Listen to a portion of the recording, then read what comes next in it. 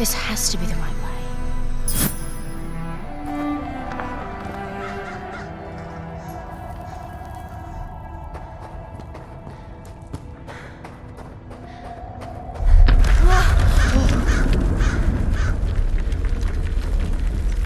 Before we continue, let's stop a moment and take a look at some of the key features of this demo.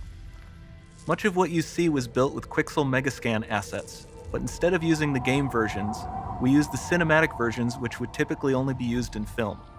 There are around 1 million triangles each, and thanks to virtual texturing, they all use 8K textures as well. Nanite can render an insane number of triangles very quickly. There are over 1 billion triangles of source geometry in each frame that Nanite crunches down losslessly to around 20 million drawn triangles. What does that many triangles look like? This isn't noise. These are the triangles, each a different color. Most are so small that they look like noise. Nanite achieves detail down to the pixel, which means triangles are often the size of pixels. This amount of geometric detail requires shadows to be pixel accurate as well, and Nanite can do that too. Speaking of lighting, all of the lighting in this demo is completely dynamic, with the power of Lumen that even includes multi-bounce global illumination. No light maps, no baking here. Without GI, all of that beautiful lighting is gone. With Lumen enabled, we can move the light and the bounce changes instantly. Okay, let's keep going.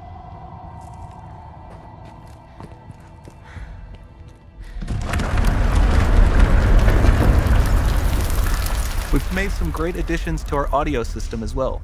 Convolution reverb allows us to measure reverberation characteristics of real spaces, like actual caves that we sampled, and reproduce them in virtual spaces. Sound field rendering allows us to record and playback spatialized audio.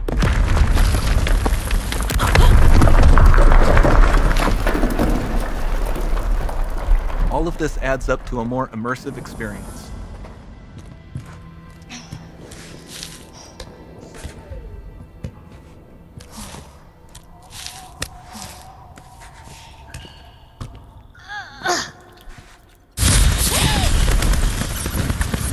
This swarm of bats was created with our Niagara effects system.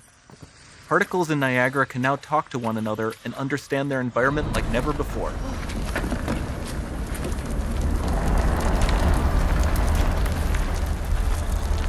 We've also added a ton of new functionality to run fluid simulations like you see in the water below.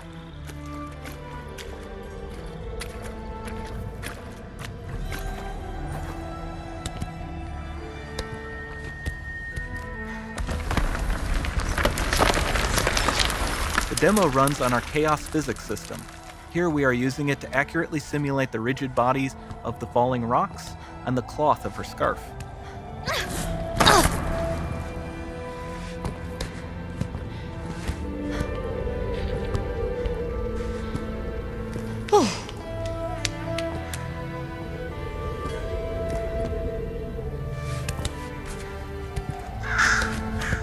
Now that the environment is so complex, we've needed to greatly improve our animation systems to adapt. We've added predictive foot placement and motion warping, which dynamically modifies IK and body position to look more natural. For the character to more realistically interact with the environment, we've added the ability to trigger seamless contextual animation events, like her hand on the door. Looks promising.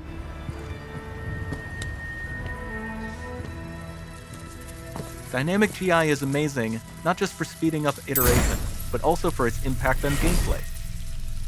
Nice. Any light source can move while still having beautiful bounce lighting.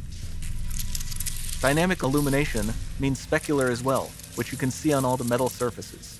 You can even see the Niagara-powered bugs reacting to the light. Lumen not only reacts to moving light sources, but also changes in geometry.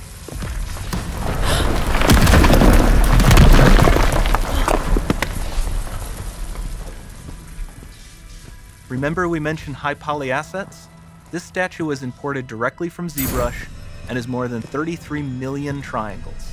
No baking of normal maps, no authored LODs.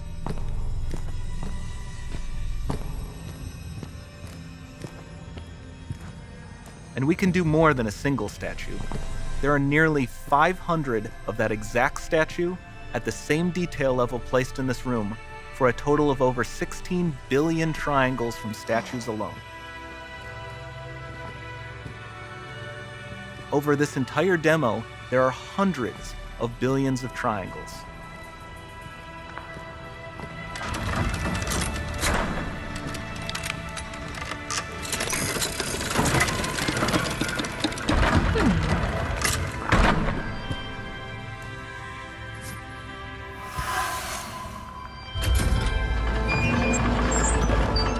So with Nanite, you have limitless geometry, and with Lumen, you have fully dynamic lighting and global illumination, all running on a PlayStation 5.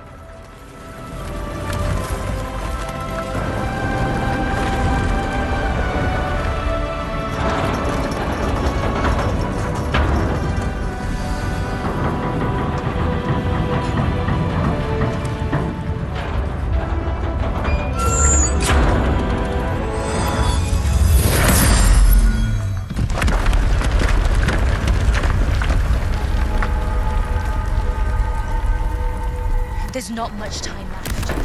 And this doesn't need to be constrained to small rooms. It can stretch all the way to the horizon. The portal, it's open. Don't fail me now.